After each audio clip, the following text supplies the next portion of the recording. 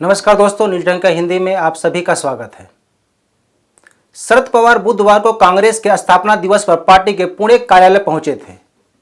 यहां उन्होंने कहा कि कांग्रेस मुक्त भारत संभव नहीं है, क्योंकि कोई भी कांग्रेस की विचारधारा और उनके योगदान को नकार नहीं सकता।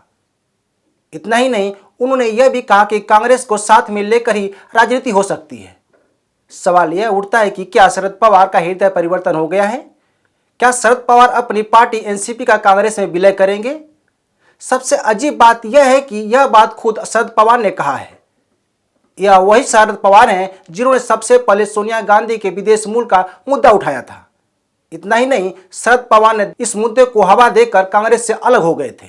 ऐसे में सवाल उठता है कि आखिर ऐसी कौन सी वजह है कि शरद पवार को कांग्रेस की ओर देखना पड़ा? क्या शरद पवार का जादू खत्म हो गया? शरद पवार के इस बयान से महाराष्ट्र की राजनीति में हलचल है। लोग कई तरह के सवाल उठा रहे हैं। लोगों का कहना है कि क्या शरद पवार अपनी पुरानी यादों को ताज़ा करने के लिए यहां गए थे, या उनके दिमाग में कुछ और चल रहा है? क्या वे महाराष्ट्र की राजनीति में कुछ नया करने वाले हैं? अगर ऐसा है तो क्या होगा? उन्होंने अपने बयान में यह भी कहा कि अगर आज भारत को आगे बढ़ाना है तो कांग्रेस को आगे बढ़ाना होगा।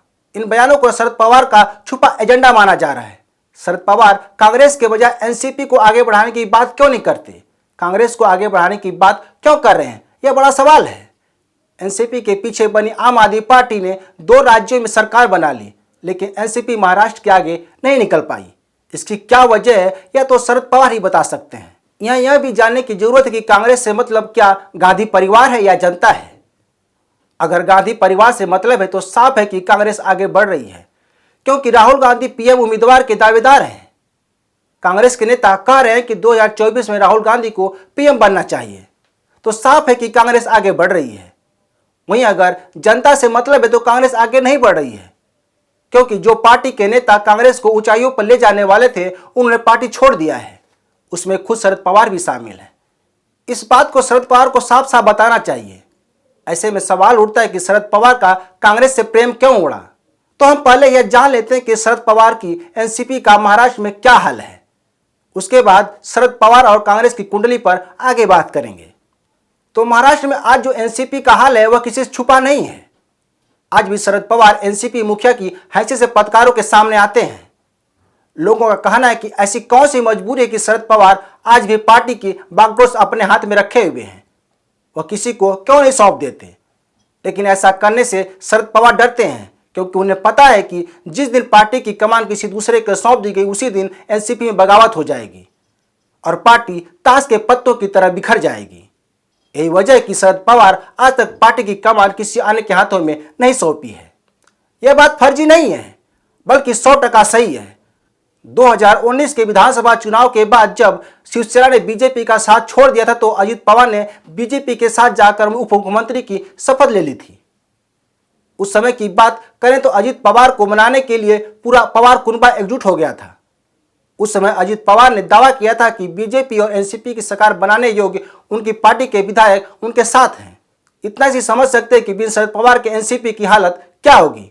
यह शरद पवार के अलावा कोई और नहीं समझ सकता, और शरद पवार ही नहीं चाहते कि उनके जीते जी एनसीपी का बिखराव हो। ऐसे में सवाल यह कि अब शरद पवार कांग्रेस के बारे में ऐसा कहकर क्या बताना चाहते हैं? तो साफ है कि वर्तमान राजनीतिक माहौल में शरद पवार की दाल नहीं गल रही है। इसलिए शरद पवार चाहते हैं कि कांग्रेस हर मौके पर उनके पार्टी के साथ एकजुटता दिखाए, चाहे वह कोई भी मुद्दा हो, भ्रष्टाचारी क्यों न हो। एनसीपी के कई नेता भ्रष्टाचार के मामले में फंसे हुए हैं।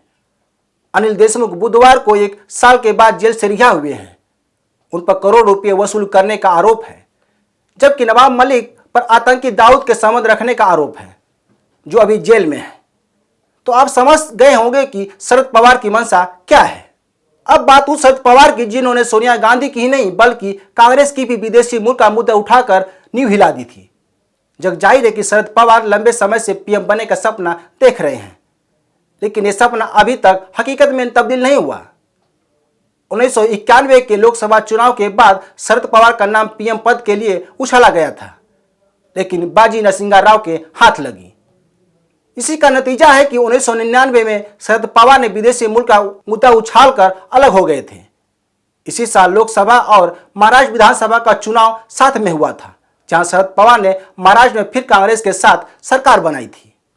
एक बार फिर शरद पवार कांग्रेस की ओर झुकाव दिखाकर अधूरे सपने को पंख देना चाहते हैं। लेकिन यह साफ है कि शरद पवार की यह मंशा फलीभूत नहीं होगी। शरद पवार अपने बयान के जरिए अन्य पार्टियों को भी संदेश देने की कोशिश की है, लेकिन क्या शरद पवार का यह बयान कांग्रेस के लिए सुखदायी होगा?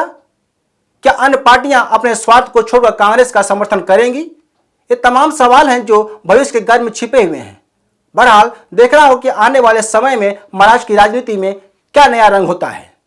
तो दोस्तों, इस वीडियो को शेयर, लाइक और कमेंट जरूर करें।